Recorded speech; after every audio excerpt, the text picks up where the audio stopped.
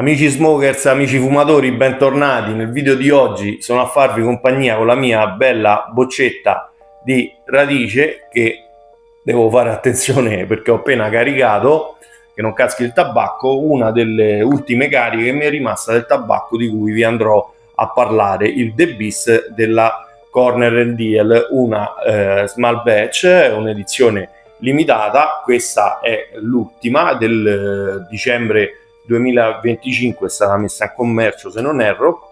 La creazione di questa edizione limitata di small batch, che si ripete da diversi anni, è stata ispirata dallo scrittore poeta esoterico Alexander Crowley.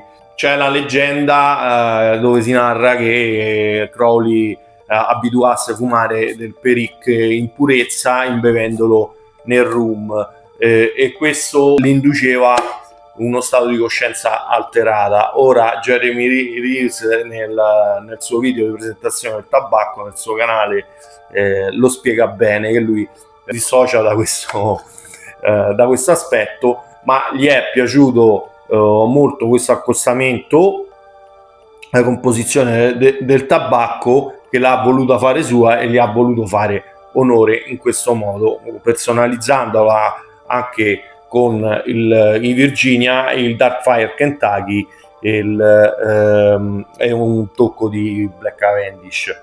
Un taglio ribbon che vi faccio vedere subito da più vicino, però prima mi raccomando, se ancora non l'avete fatto, iscrivetevi al canale, a voi non costerà niente e a me aiuterà un po' l'algoritmo a far girare il video.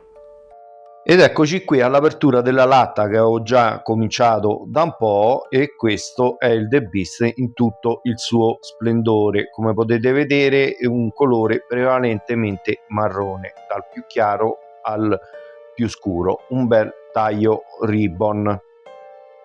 La caratteristica principale di questo tabacco è proprio quella di possedere il 51% di puro peric del St. James, che è la percentuale più alta tra i tabacchi in commercio. Agli odori, all'apertura della latta, le note di testa, quelle principali che mangiano quasi tutto, sono molto forti, di formaggio stagionato e subito dopo di note alcoliche, mentre al palato diventa un po' più complicato perché è veramente un tripudio di sapori, rimanendo come note di testa questo formaggio stagionato unito alla frutta matura. E subito dopo, un po' più sotto, c'è tutto quello che può essere il Virginia anche con la frutta secca. Una fumata quindi evolutiva in questo modo, da frutta matura a fighi, a frutta secca, a paglia e fieno, ma c'è anche più in basso si sente la legna da ardere attribuibile al Kentucky. Ancora più in basso, ma in una nota che accompagna tutta la fumata, una dolcezza liquorosa di questo rum alcolico ma dolce. Probabilmente la dolcezza è attribuibile al Black Cavendish, che anche un po' a smussare gli angoli. Come al solito Corner Deal crea una miscela molto bilanciata, anche se forte.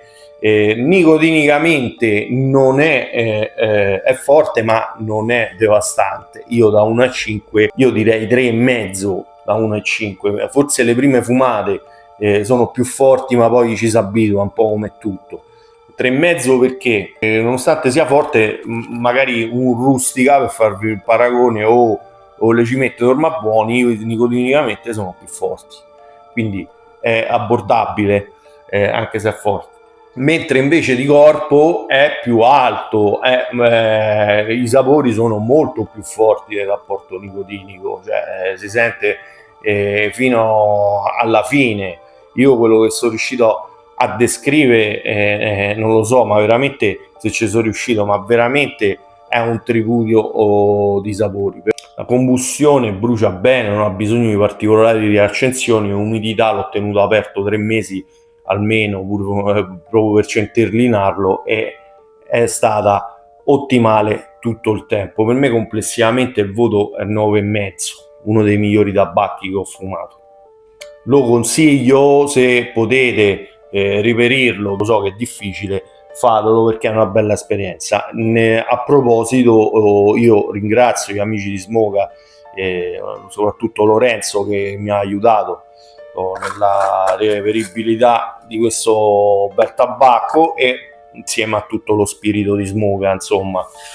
Fatemi sapere nei commenti se lo avete provato, o cosa ne pensate, se è piaciuto tantissimo anche a voi.